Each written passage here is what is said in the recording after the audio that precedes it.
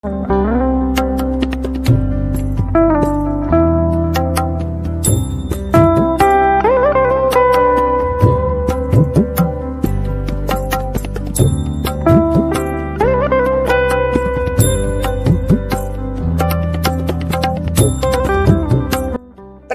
સમાજ મહેનત, સંસ્કાર અને પરંપરાનું જીવંત પ્રતિબિંબ. ભારતના વિવિધ સમાજોમાં પ્રજાપતિ સમાજ એક અનોખું અને પ્રેરણાદાયક સ્થાન ધરાવે છે. મહેનત, સંસ્કાર અને સાદગી માટે ઓળખાતો આ પ્રજાપતિ સમાજ આજે પણ પોતાના પરંપરાગત વ્યવસાય અને મૂલ્યોને જાળવી રાખીને સમગ્ર સમાજ માટે એક ઉત્તમ ઉદાહરણ પૂરું પાડે છે. પ્રજાપતિ સમાજને સામાન્ય રીતે કુંભાર સમાજ તરીકે પણ ઓળખવામાં આવે છે, જે માટીને આકાર આપવાની કળામાં નિષ્ણાંત છે. જમીનની માટીને પોતાના પરિશ્રમ અને કુશળતા દ્વારા જીવંત બનાવનાર આ સમાજ માટીના વિવિધ વાસણો, ઘડા, દીવડા અને અન્ય ઉપયોગી સામાન બનાવે છે. માટીને ટીપી તેને ગૂંથીને અને પછી અગ્નિમાં તપાવીને એક ઉપયોગી અને સુંદર આકાર આપવાની પ્રક્રિયા ખૂબ જ કઠિન અને ધીરજભરી હોય છે, જે પ્રજાપતિ સમાજની અવિરત મહેનત અને સમર્પણનું પ્રતિબિંબ છે. પ્રજાપતિ સમાજના લોકો દયાળુ, માયાળુ અને સંસ્કારી સ્વભાવ માટે જાણીતા છે.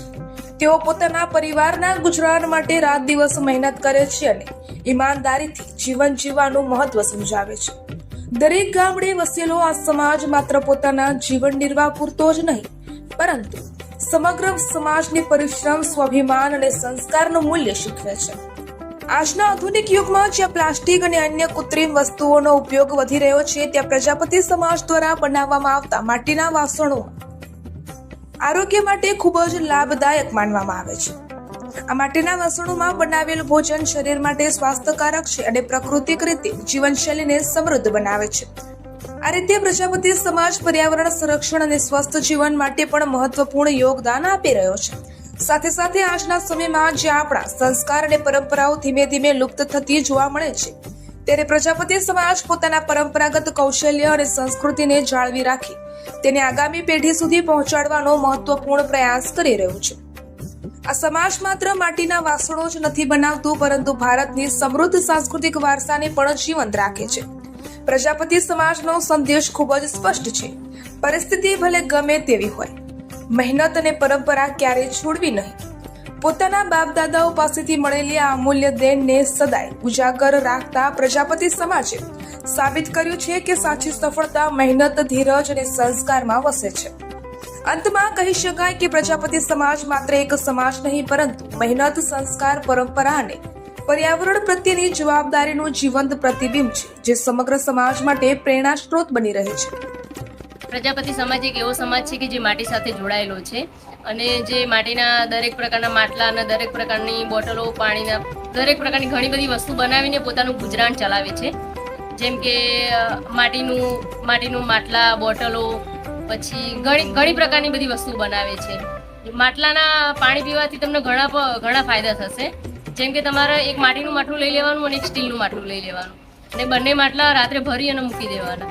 પછી જે માટીનું માટલું હશે, તમારો બધો ક્ષાર હશે એ ચૂસી જશે, અને જે સ્ટીલનું માટલું હશે એમાં આજુબાજુમાં જ જામી જશે ક્ષાર. પછી સવારે તમે પાણી પીશો એટલે જે ક્ષાર, જે સ્ટીલના માટલાનો જે ક્ષાર હશે એ તમારે પીવામાં જશે, જેનાથી પથરી થશે, પેટનો દુખાવો થશે અને ઘણા બધા રોગો એનાથી થશે. અને જે માટીનું માટલાના પાણી તમે જે ક્ષાર જે ચૂસી જશે એ પીશો એટલે તમને કોઈ પથરી ના થાય, કોઈ પેટનો દુખાવો, કોઈ રોગ તમને થતો નથી એનાથી. માટલાના પાણી પીવાથી એ શરીર માટે બહુ સારું રહે છે. અત્યારે કેવું કે અત્યારે આરો આવી ગયા, અત્યારે બધું ઘણું એવી આવી ગયું છે, તે જે લોકો એ જ પસંદ કરે છે, માટલા લેવાનું ઓછું પસંદ કરે. પહેલાંના જે લોકો રહ્યા એ બધા માટીની વસ્તુ જ યુઝ કરતા હતા, તો એમનું આયુષ્ય 100 વર્ષ હતું. અને અત્યારે બધા સ્ટીલના વાસણો, આરો એ બધું યુઝ કરે, તો અત્યારની કેવું કે 70 વર્ષ ને 80 વર્ષ જ થઈ ગયા અત્યારે. એટલે મારી એવી વિનંતી છે કે બધા માટીના માટલા યુઝ કરો અને માટીનું જ પાણી પીવો, માટીના માટલાનું જ પાણી પીવો. અને પછી જેમ કે હાંડી આવશે રાંધવા માટે, અને તમે સ્ટીલના કુકરમાં બનાવી જોજો. બંનેમાં બનાવી અને જોઈ લેજો. જે સ્ટીલના જે એલ્યુમિનિયમના જે બેક્ટેરિયા હશે એ જમવાની અંદર ભળી જશે, અને એનાથી તમારા શરીરના ઘણા રોગો અને ઘણી બધી પ્રોબ્લેમો આવશે. અને જે માટીના વાસણોમાં બનાવશો, જે બેક્ટેરિયા હશે એ ચૂસી જશે, અને એમાં તમને પૂરેપૂરું પ્રોટીન મળી રહેશે. 100% પ્રોટીન એમાં તમને મળી રહેશે, જે માટીના વાસણો. એટલે મારી એવી વિનંતી છે કે તમે અત્યારે માટીના વાસણો યુઝ કરો. પછી જેમ કે પાણીની બોટલ આવશે. પાણીની બોટલે જે તમે લોંગ જશો અને ભરીને જશો તો એમાં એક લોંગ ટાઈમ બી ઠંડુ ને ઠંડુ પાણી રહેશે. જે પ્લાસ્ટિકના બોટલમાં તમને કેવું જશો ત્યાં સુધી અડધો કલાક જેવું પછી ગરમ થઈ જાય, એટલે એ તમારા શરીરને ઘણું નુકસાન પહોંચાડી શકે છે. માટીનું વસ્તુ તમને કોઈ નુકસાન પહોંચાડતું નથી, પૂરેપૂરું પ્રોટીન એમાં મળી રહે છે.